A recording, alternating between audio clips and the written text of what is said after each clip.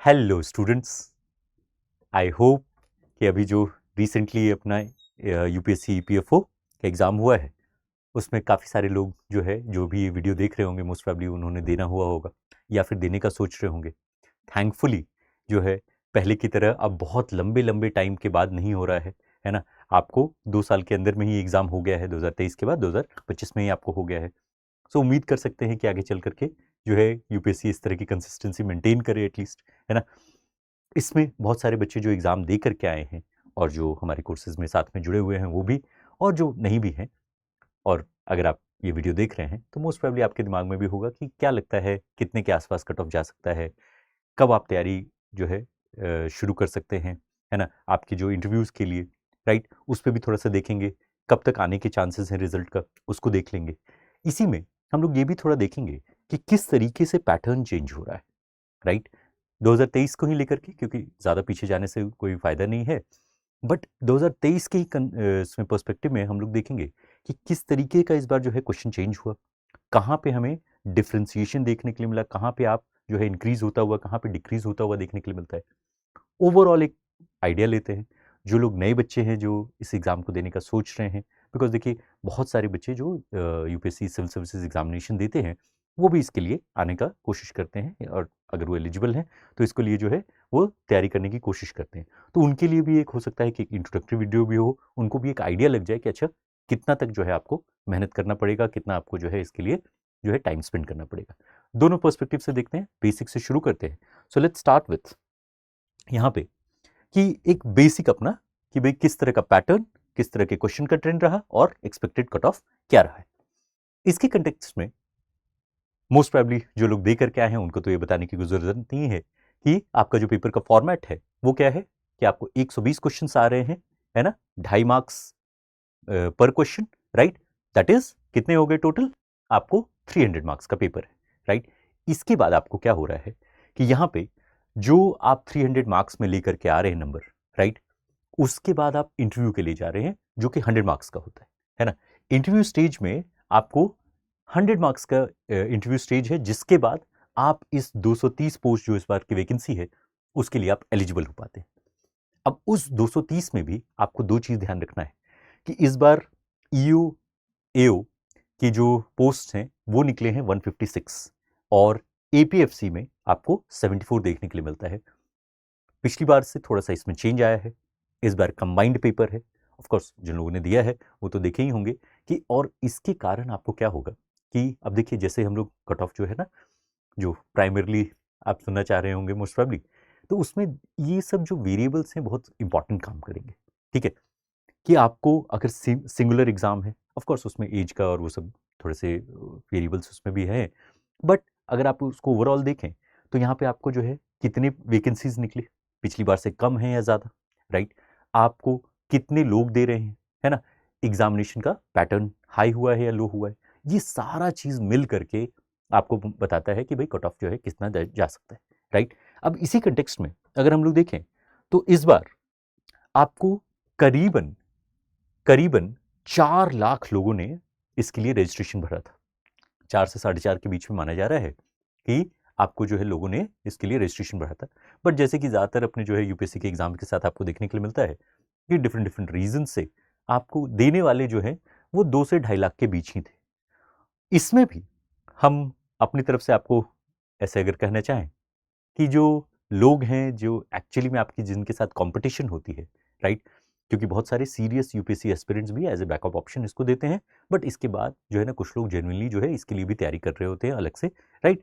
उन दोनों के कंटेक्स्ट में तो यहाँ पे आपका जो एक्चुअल में कंपटीशन है, राइट, जिनके साथ आप एक्चुअल में जो यहाँ पे आप compete कर रहे हैं, वो जनरली आपको 10 से 15% के आसपास लोगों से होता है। दैट इज कि अगर 2 लाख मान लेते हैं, है ना, कि 2 लाख लोगों ने जो है इस बार अच्छे से एग्जाम दिया होगा, अटेम्प्ट किया होगा, राइट, तो उसमें से आपकी कंपटीशन 20 से 30 हज़ार के साथ है, ठीक है। ये एक फैक्ट है, अपने दिमाग में रखना है, इसमें जो है ना 2-2.5 लाख को नहीं सोचना है। आपका जो है एक्चुअल में कंपटीशन 20 से 30 हज़ार लोगों के साथ है।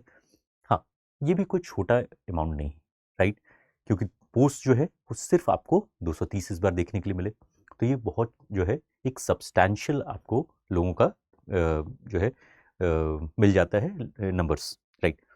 इसमें ये जो एक्चुअल में सिलेक्टेड लोग होंगे, है ना, जो यहाँ पे 230 देखने के लिए मिल रहा है, तो उससे आप कर लीजिए कि 2.5 से 3 गुना लोग आपको बुलाए जाएंगे इंटरव्यूज के लिए, राइट।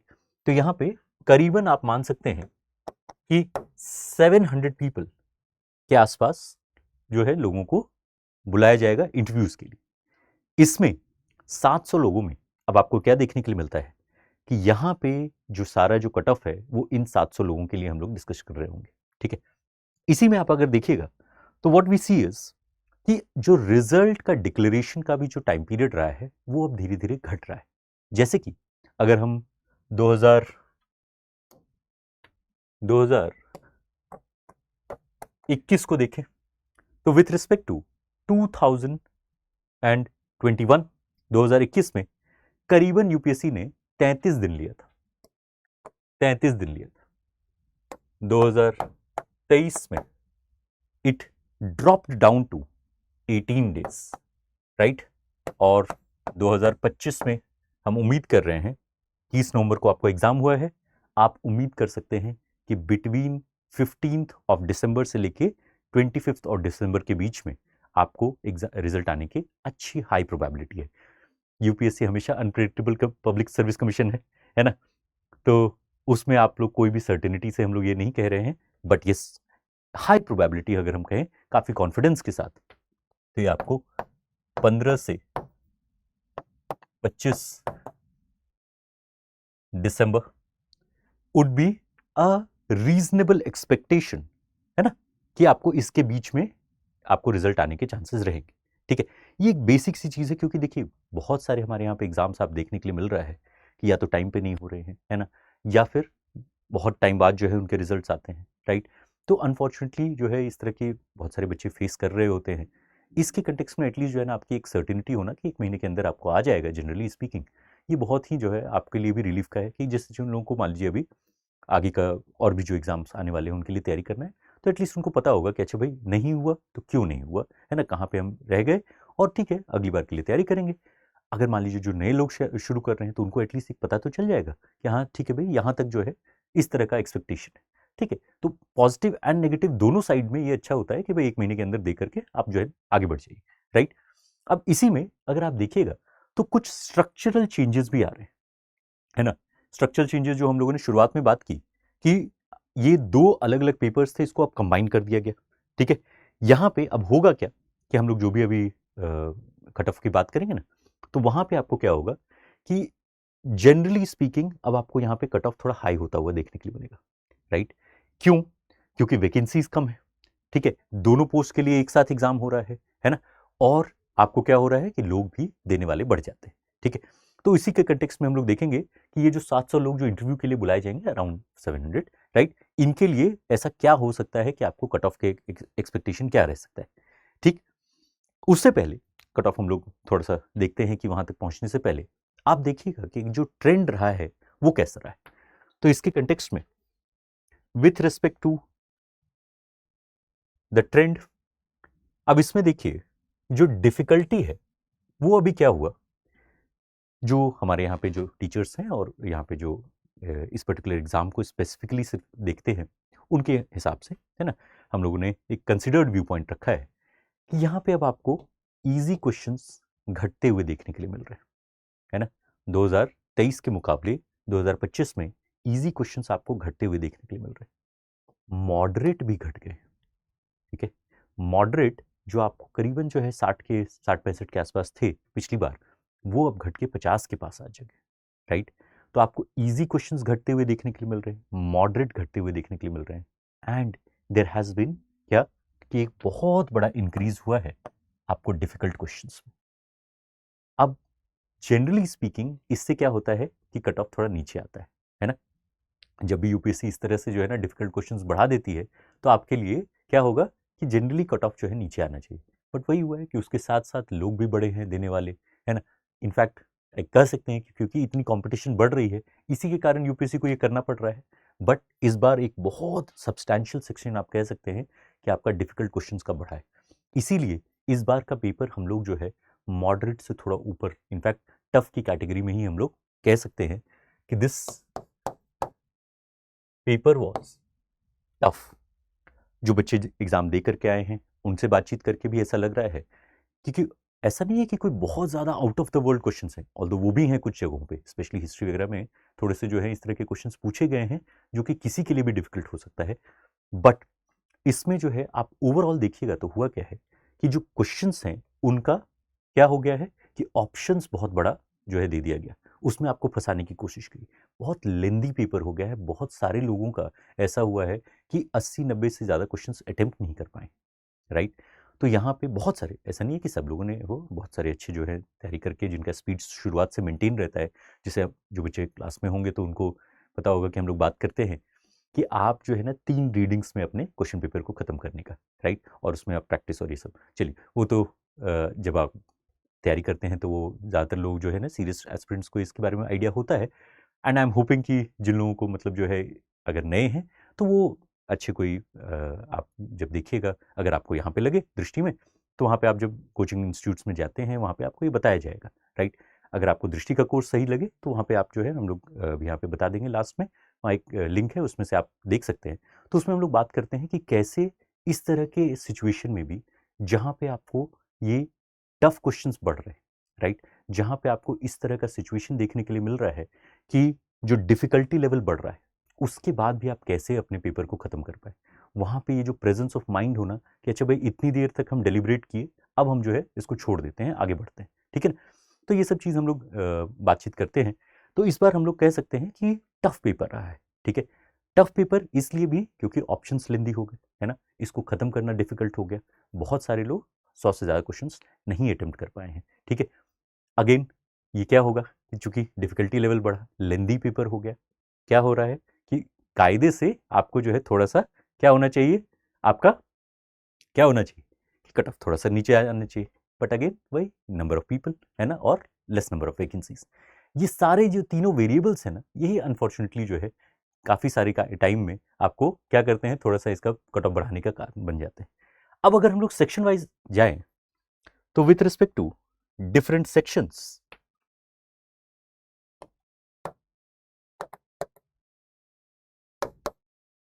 आपको जीएस से, जनरल स्टडीज से 29 क्वेश्चंस देखने के लिए मिल रहा है, अराउंड 29-30 के आसपास, है ना। 29 से 30 क्वेश्चन के आसपास आप जनरल स्टडीज के मान सकते हैं, राइट। उसके बाद क्वांटिटेटिव रीजनिंग, है ना, करंट अफेयर्स, इन सारे एस्पेक्ट से आप कह सकते हैं कि अराउंड 50 क्वेश्चन के आसपास है, राइट, अराउंड 50 क्वेश्चंस। और स्पेशल कंपोनेंट्स, अच्छा ये जो क्वांटिटेटिव रीजनिंग, इंग्लिश, ये सारा चीज इसमें ही हम लोग देखने के लिए मिल रहा है, ठीक है ना। तो 29 और 50 अराउंड 80 के आसपास हो गए, और जो बचे हुए जो स्पेशल कंपोनेंट से आते हैं वो आपको 40 क्वेश्चन के आसपास है। इसी में आपका industrial relations, labour law, insurance, audit, right, social security, ये सब आपको रहा है। इसमें से भी तो ये हमारे था कि ये आपको क्वांट एंड रीजनिंग और 40 के आसपास आप कह सकते हैं स्पेशल कंपोनेंट्स, राइट। अब इसमें देखें तो जीएस में आपको किस तरह का डिवीजन मिला। जीएस के कंटेक्स्ट में you will find that you had जो 3 अपने मेजर सब्जेक्ट्स हैं ना, कौन कौन से, तो पॉलिटी, हिस्ट्री और ज्योग्राफी। पॉलिटी, हिस्ट्री, ज्योग्राफी से 999 क्वेश्चंस आपको आराम से देखने के लिए मिल जाते हैं, अराउंड 9 क्वेश्चंस। तो सेक्शन वाइज उसमें जाइएगा तो यहाँ पे आपको 9 + 9 + 9 आपको देखने के लिए मिल जाता है। इसके अलावा 2 क्वेश्चंस आपको इकोनॉमिक्स से मिल जा रहे हैं, राइट, प्योर इकोनॉमिक्स से, ठीक है, फंडामेंटल्स से। तो ये हमारा हो गया जीएस वाला पोर्शन। अब इसमें आपको क्या मिल रहा है कि जो the difficulty level has risen sharply, almost आप इसको इक्विवेलेंट मान सकते हैं यूपीएससी प्रीलिम्स लेवल के, राइट। यहाँ पे आपको जो है ना ये अब कोई ऐसा एग्जाम नहीं रहा जो आप 2 से 3 महीने 4 महीने पढ़ करके आप दे सकते हैं। जीएस का पोर्शन प्रॉपरली जो है अब आपको देखने की, स्पेशली जो उन बच्चों के लिए बता रहे हैं जो कि सिविल सर्विसेज की तैयारी नहीं कर रहे हैं, पर्टिकुलरली ईपीएफओ की तैयारी कर रहे हैं, तो इसमें अब आपको थोड़ा सा टाइम देना पड़ेगा। इसकी टफनेस लेवल बढ़ रही है। पॉलिटी के क्वेश्चंस फिर भी थोड़े नॉर्मल थे, बट हिस्ट्री वगैरह के क्वेश्चंस टफ आए हैं इस बार, राइट। तो अब आपको देखने के लिए मिलता है कि भाई जीएस वाला पोर्शन तो आपको यूपीएससी के प्रीलिम्स लेवल का आराम से है। कुछ जगहों पे हम ये भी कहेंगे, स्पेशली इस बार के हिस्ट्री वाले क्वेश्चंस को देख करके, कि अपने जो है ना सिविल सर्विसेज वाले के बराबर ही आप कह लीजिए, या फिर हो सकता है कि उससे 20 ही हो, ठीक है। तो यहाँ पे आपको जीएस में काफ़ी सब्सटैंशियल इंक्रीज देखने के लिए मिल रहा है डिफिकल्टी लेवल का, ठीक। इसके बाद जो स्पेशल कंपोनेंट्स में, उसमें हमारे पास 2-3 ऐसे आपको एस्पेक्ट्स देखने के लिए मिलते हैं, जैसे कि इस बार आईआर और labour law, right, industrial relations and labour law, उसके जो है क्वेश्चंस आपको घटते हुए देखने के लिए मिले इस बार। बट ये अलग अलग ईयर्स का वो होता है, ऐसा नहीं है कि आपको अगली बार के लिए इस पर ध्यान उतना कम देना है। इस बार आपको सोशल सिक्योरिटी से काफ़ी क्वेश्चन आए, राइट। इस बार आपको अकाउंटेंसी से ठीक ठाक क्वेश्चन आ गए, है ना। तो इसके केस में आपको क्या हुआ है कि एक थोड़ा सा यूनिक ऐसा चीज़ आप कह सकते हैं कि यहाँ पे आपका जो लेबर लॉ और इंडस्ट्रियल रिलेशन से थोड़े क्वेश्चन इस बार कम आ रहे हैं, ठीक है। ऑडिट और इंश्योरेंस से भी जो है 5 क्वेश्चन के आसपास ही आपको देखने के लिए मिला, ठीक है।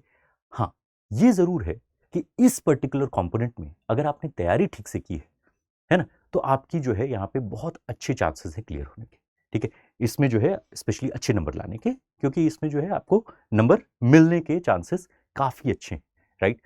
इसके कंटेक्स्ट में, जीएस के कंटेक्स्ट में हम तो यही कहेंगे कि अगर आप इसमें 60-70% भी आपने जो है सही तरीके से अटेम्प्ट कर पाए तो बहुत बड़ी बात है, बहुत अच्छे से मतलब आपकी तैयारी हो रही है, ठीक है। इसके कंटेक्स्ट में आप थोड़ा सा उससे ज़्यादा उम्मीद कर सकते हैं।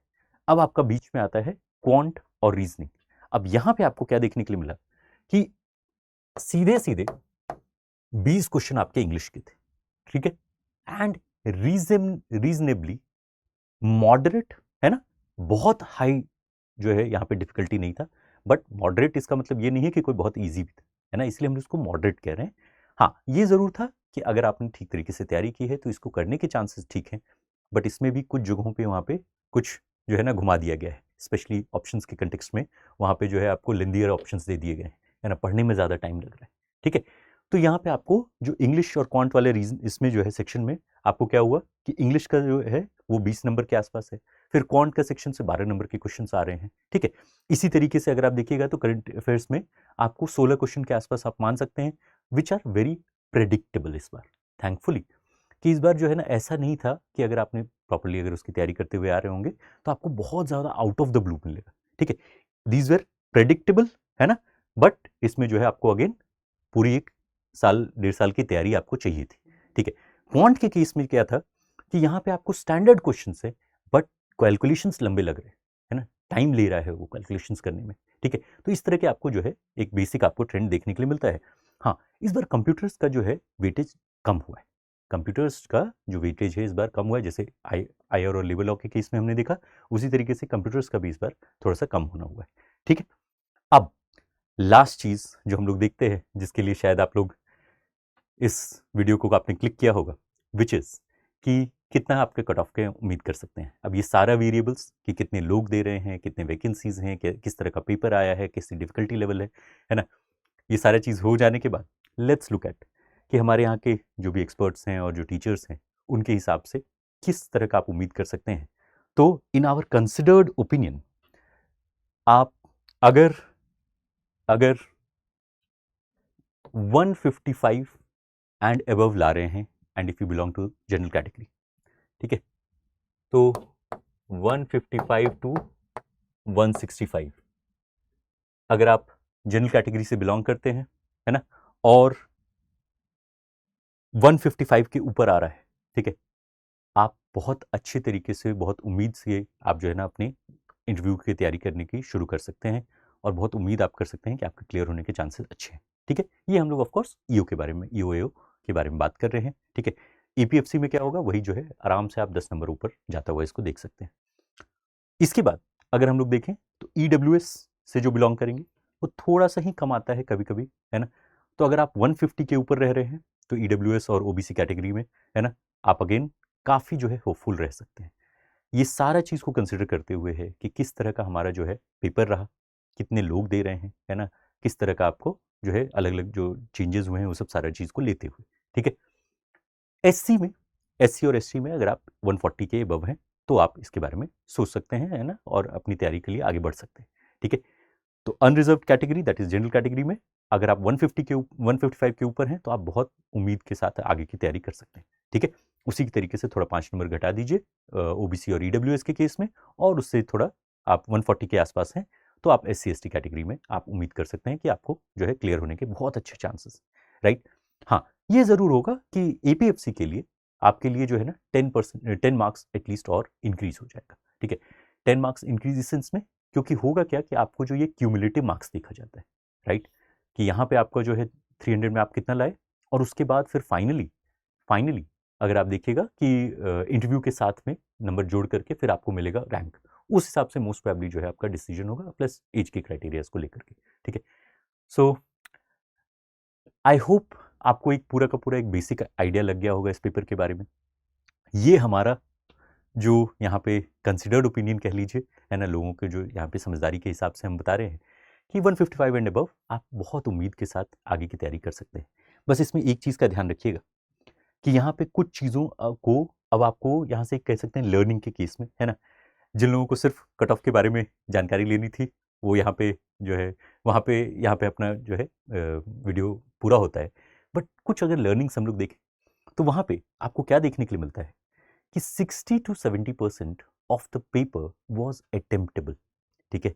ये ज़रूर था कि आपको अपना जो टाइम मैनेजमेंट है इस बार ज़्यादा डिफ़िकल्ट हो गया था।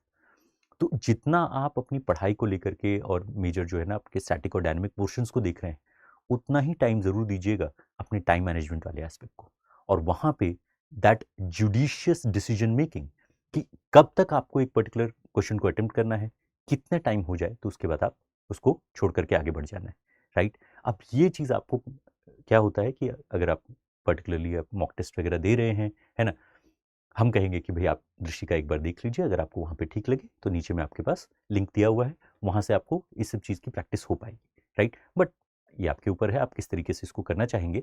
हाँ, ये ज़रूर है कि हम लोगों ने उसको इस तरीके से बनाया है कि आपको थोड़ा हेल्प करेगा, राइट। तो यहाँ पे आपको 65 से 70 क्वेश्चन आपको 60 to 70 क्वेश्चन आपको ऐसे थे जो अटेम्प्टेबल ज़रूर थे, right. Time management becomes crucial. इसी के तरीके से अब आपको देखिएगा कि previous year questions become non negotiable now, right. Previous year questions यहाँ पे अब आपको नॉन नेगोशिएबल है। ऐसा आपको हो ही नहीं सकता है कि इसमें आपको क्लियर करे और यहाँ पे आपको प्रीवियस ईयर क्वेश्चन देखे बगैर आपका क्लियर हो जाए, राइट। उसी में आप देखिएगा कि अब 3 महीने 4 महीने की तैयारी से नहीं हो पा रहा है ना। एटलीस्ट आपको एक सीरियस जो है इसको टाइम देना होगा। ऑफ कोर्स जो लोग सिविल सर्विसेज के साथ दे रहे हैं वो तो अपने जो है प्रीलिम्स के लिए मेंस के लिए जो तैयारी कर रहे हैं वो इसमें हेल्प करेगा, स्पेशली जीएस वाले पोर्शन में। बट जो लोग नहीं उस बैकग्राउंड से आ रहे हैं उनको थोड़ा सा जीएस में मेहनत करने की अब जो है ना थोड़ा सा टाइम ज़्यादा लगेगा, ठीक है, मेहनत ज़्यादा लगेगा, ठीक है। दूसरा, एग्ज़ाम साइकिल जो है वो आई एम होपिंग, है ना, टचवुड, कि प्रेडिक्टेबल लग रहा है ना, 2-2 साल पे आपको देखने के लिए मिल जा रहा है एग्ज़ाम। तो आप भी ये उम्मीद करके चल सकते हैं कि एक अगली बार जो है 2027 के आसपास में आपको ये एग्ज़ाम होने के चांसेस हैं। 2 years is more than enough. Of course बहुत सारे लोग इसको बैकअप के लिए तरह लेते हैं तो आप और भी एग्ज़ाम दे ही रहे होंगे, बट 2 साल एक बहुत अच्छा टाइम पीरियड है। अगर आप नए तरीके से भी शुरू कर रहे हैं या फिर से देने का सोच रहे हैं तो इसमें एक अच्छे चांसेस इसके जो है ना आपके तैयारी होने के बहुत बहुत अच्छे तरीके से होने के बहुत रहते हैं, ठीक है। इसमें जो आपका इंटरव्यू का जो कॉल होता है वो एटलीस्ट लास्ट बार के हिसाब से काफ़ी टाइम ले रहा है, 6 से 7 महीने तक ले रहा है। तो आपको इंटरव्यू के लिए ना कोई हड़बड़ाना नहीं, ठीक है। आप बीच में और भी जो एग्ज़ाम्स दे रहे हैं अच्छे से दीजिए। इंटरव्यू के लिए जो है प्रिपरेशन ज़रूर करते रहना है, क्योंकि ऑफ कोर्स आप कोई भी और एग्ज़ाम दे रहे हैं, स्पेशली अगर आप यूपीएससी का दे रहे हैं तो उसके लिए आपको साथ-साथ में तैयारी हो जाएगी। इसके केस में बस ये ध्यान रखिएगा कि यहाँ पे थोड़ा-सा बोर्ड का कॉम्पोज़िशन अलग होता है। जैसे आपको मेन सिविल सर्विसेज़ में 5 मेंबर बोर्ड रहती है, यहाँ पे 3 मेंबर बोर्ड रहेगा। तो थोड़ा उसका डायनामिक्स चेंज हो जाता है, उसके लिए भी प्रैक्टिस के लिए आपको कोशिश ज़रूर करिएगा कि प्रैक्टिस उसका रहे, तो वहाँ पे आपको ना अचानक से कोई डर ना लगे, राइट? क्योंकि वहाँ पे एक पर्टिकुलर बोर्ड मेंबर के पास थोड़ा-सा ज़्यादा टाइम होगा आपको ग्रिल करने का, है ना? 5 लोगों में आप उनको बाँटना पड़ता है ना? उस आधे घंटे को।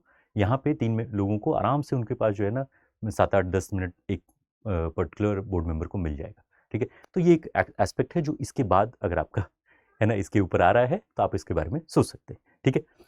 इसके अलावा और सारी बेसिक चीज़ें जो हैं वो सब ठीक है ना?